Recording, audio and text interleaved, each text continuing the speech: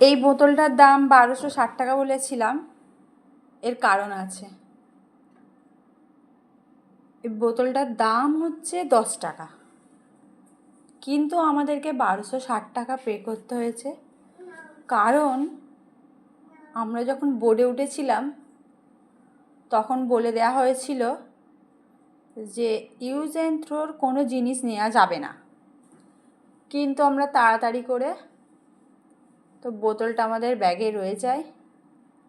আর যখন আমরা বোর্ডে ছিলাম তখন বন দপ্তরের কর্মীরা এসে যখন দেখতে পেয়ে গিয়েছিল যে বাচ্চাকে জল খাওয়াচ্ছিলাম এই বোতলটা দিয়ে, তো তারপর তারা ফাইন চার্জ করে আমাদের উপর। তার জন্য আমাদেরকে 1250 টাকা পে করতে হয়, যেটা কোনোদিনও ভাবতেও পারিনি। তো বন্ধুরা, আমার মতন ভুল তোমরা কোনোদিনও করো না। টাটা।